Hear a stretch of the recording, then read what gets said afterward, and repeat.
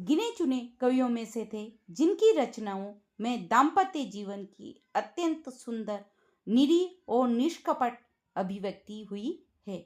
आचार्य शुक्ल ने मतीराम के संदर्भ में कुछ प्रमुख कथन कहे तो वह देखे कि इनके भाव व्यंजक व्यापारों की श्रृंखला सीधी और सरल है, बिहारी के समान चक्करदार नहीं है। रीतिकाल के प्रतिनिधि कवियों में पद्माकर को छोड़ और किसी कवि में मतीराम की सी चलती भाषा और सरल व्यंजना नहीं मिलती। इनकी जो भाषा है वो नाद सौंदर्य, इनकी भाषा में नाद सौंदर्य भी विद्यमान है।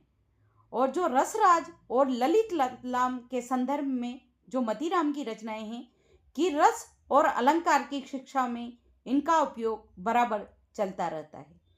ख्याति का मुख्य कारण है कि शुक्ल जी के अनुसार ये भावों की अकृत्रिमता के लिए विख्यात हैं। इनकी अन्य कृतियां हैं रसराज और ललित ललाम के अलावा छंदसार पिंगल, साहित्यसार और लक्षण श्रृंगार। इस भाग में जुड़े महत्वपूर्ण प्रश्न उत्तर हैं कि आचार्य शुक्ल के अनुसार मतीराम की जो भाषा की सबसे बड़ी विशेषता क्या है, तो वह है भावों की अकृत्रिमता, चलती भाषा और सरल व्यंजना। शुक्ल जी का मानना था कि पद्माकर को छोड़कर मतीराम जैसी सीधी और सरल भाव व्यंजना किसी अन्य कवि में नहीं मिलती है। फिर इसमें से ही प्रश्न है कि देखे, कुंदन को रंग फीको लगे, झलके अति अंगनी चारु गोराई। ये प्रसिद्ध पंक्ति किसकी है, तो ये प्रसिद्ध पंक्तियां मतीराम की हैं जो नायिका के शारीरिक सौंदर्य का वर्णन करती है। इनकी ये एक अन्य प्रसिद्ध पंक्ति है, कुह वनमाल हिये लगी है अरु है मुरली अधरा रस पीजे। ये इनकी प्रसिद्ध पंक्तियां हैं।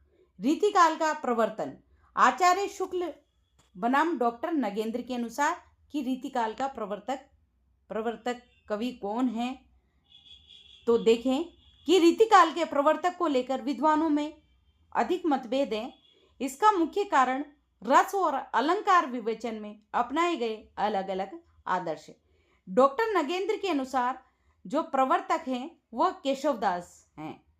प्रभाव और ख्याति एवं असाधारण व्यक्तित्व की दृष्टि से आचार्य शुक्ल के अनुसार प्रवर्तक हैं चिंतामणि त्रिपाठी।